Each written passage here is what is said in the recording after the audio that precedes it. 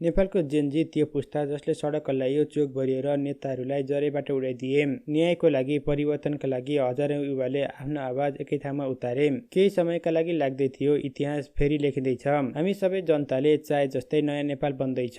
तर आज आएर त्यही आन्दोलन मजाक जस्तै बनेको छ, किनभने राजनीतिले यसलाई ओभरटेक गरिसक्यो र यसलाई जोक बनायो। सोच्नुहोस् त, कति युवाले आफ्नो ज्यान गुमाए, कति परिवारहरू भत्किए, कतिको सिउँदो उजाडियो र कति आमाको कोख रित्तियो। तर नेताहरूले के गरे? उनीहरूले 72 जना मारेर पनि केही नभए जस्तो गरेर हाँस्दै बाहिर आइरहेका छन् र सबै जिम्मेवारीबाट पन्छिन खोजिरहेका छन्। यसको जिम्मेवारी लिनुको सट्टा आफ्नै पार्टी, आफ्नै एजेन्डा र आफ्नै सत्ताको खेलमा रमाइरहेका छन्। तर साँचो कुरा के हो भने हाम्रा नेताहरूले कहिले पनि आफ्नो जनताको ख्याल गरेकै छैनन्। उनीहरूले केवल आफ्नो पदको ख्याल गर्छन्, सत्ताको ख्याल गर्छन् र आफ्नो हितको मात्र ख्याल गर्छन्। आन्दोलनको समयमा केही समय त डराए, क्यामेराको अगाडि रोएको नाटक गरे, आश्वासन पनि बाँडे। तर भिड घर फर्किएपछि सबै कुरा हरायो, फाइल बन्द भयो, मिटिङ रोकिएर पुनः भ्रष्टको खेल सुरु भयो। जेनजीको आन्दोलन उनीहरूका लागि भोट माग्ने अर्को बाटो बन्यो। उनीहरू 72 जनाको मृत्युमाथि फेरि राजनीति गर्न थाले। उनीहरूमाथि न त कुनै केस भयो, न त उनीहरू जेलमा नै गए। अबको 6 महिनापछि फेरि त्यही मान्छे पुनः प्रधानमन्त्री बन्छ